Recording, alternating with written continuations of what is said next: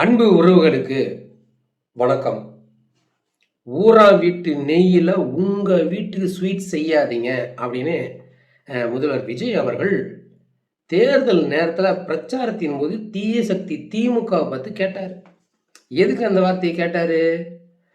மக்கள் பணத்தை எடுத்து உங்கள் சௌரியத்துக்கு உங்கள் கட்சிக்கு யூஸ் பண்ணிக்கிறீங்க, இதெல்லாம் தப்பு.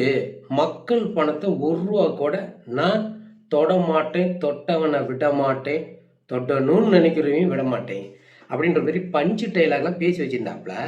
ஆனா இன்னைக்கு என்ன நடக்குது? கரூரில் வருகின்ற 10ஆம் தேதி தமிழக முதல்வர் ஜோசப் விஜய் துயர சம்பவத்தில் உயிரிழந்த 41 குடும்பத்தினைச் சேர்ந்த வாரிசாளர்களுக்கு அரசு பணி ஆணைகளை வழங்குகிறார் என கூறப்படுகிறது. கரூர்ல உங்களை பார்க்க கூட்ட நெரிசல்ல இறந்தவங்களுக்கு அரசு வேலை கொடுக்குறீங்க. இதுக்கு சம்பளம் எங்கிருந்து தருவீங்க? உங்க அப்பா வீட்டு பணமானு நான் கேட்கலாமில்ல. இதுக்கு இப்ப நாம என்ன சொல்றோம்? ஊரா வீட்டு நெய்யில உங்க வீட்டுக்கு ஸ்வீட் செய்யறீங்களா? கரூர்ல உங்களை பார்க்க கூட்ட நெரிசல் இறந்துட்டாங்க. அது உங்களோட பர்சனல், அது உங்க விஷயம். அதுக்காக இழப்பீடா நீங்க 20 லட்சம் கொடுத்தீங்க. அது எப்ப? சம்பவம் நடந்தோடனே அந்த இடத்துல நிற்காம பத்திரிகைகள் கேள்விக்கும் பதில் சொல்லாமல் ஓடிட்டீங்க. அதுக்கப்புறம் கடுமையாக விமர்சனம் வச்சதுக்கு அப்புறம் 20 லட்ச ரூபா அறிவிக்கிறீங்க. ஏன்? நீங்கள் தான் உச்சத்தை தொட்டவராச்சு, கோடி கணக்கில் பணத்தை பார்த்தவராச்சு. நீங்கள் பார்க்காத பணமா? இதுவும் நீங்கள் சொன்னது தான்.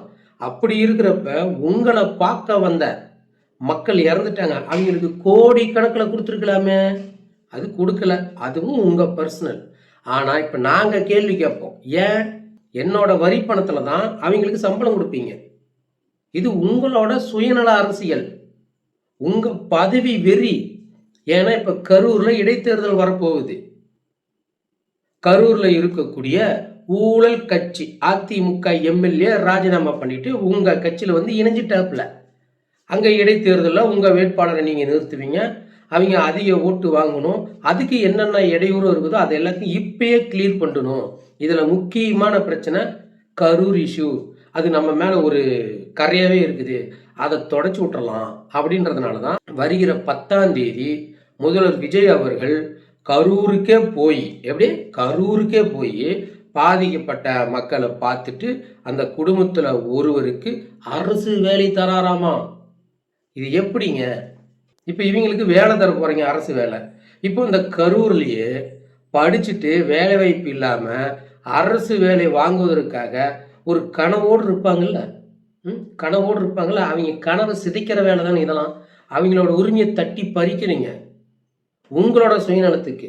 இவர் முதல்வர் ஆனதுனால இந்த நாட்டுக்கே ராஜா, நம்மளை இதுக்கு மேலே யாரும் எதுவும் பண்ண முடியாது, நாம் பண்ணுறது தான், நம்ம எடுக்கிற முடிவு தான், யாரும் கேள்வி கேட்க மாட்டாங்க. மீறி ஏதாவது கேள்வி கேட்டாலோ அல்லது இவர் மீது விமர்சனம் வச்சாலோ காவல்துறையை விட்டு ஏறி விடுவாங்க. அப்படித்தானே முதல்வர் அவர்களே? இது மிகப்பெரிய ஏமாற்று வேலை.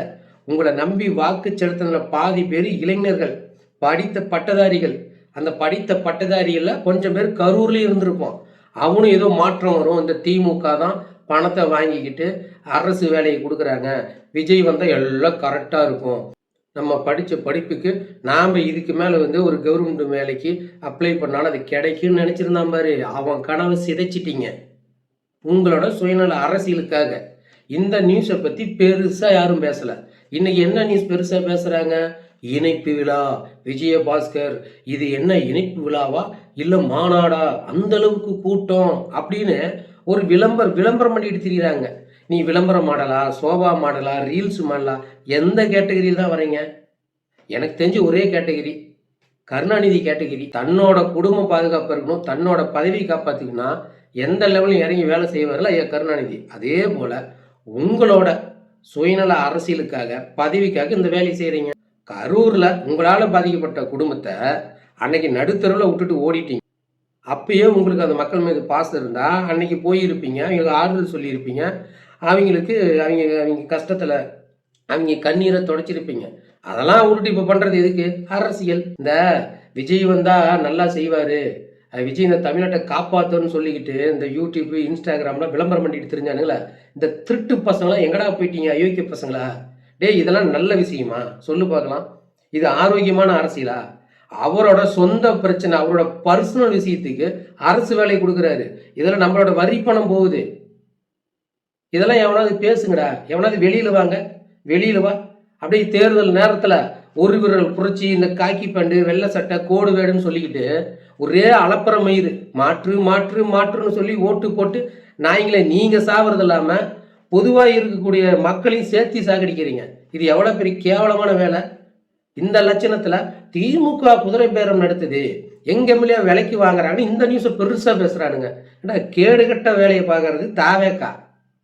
பப்ளிக்காக போய் குதிரை பேரம் நடத்தி ஊழல் சக்தின்னு சொன்ன கட்சியில் எம்எல்ஏவை விலைக்கு வாங்கிட்டு வந்துட்டு இருக்கிறீங்க. இப்போ அவங்களாம் வந்து தாவேக்கால சேர்ந்துட்டா புனிதர் ஆகிடுவாங்களா? புனிதர் ஆயிடுவாங்களா?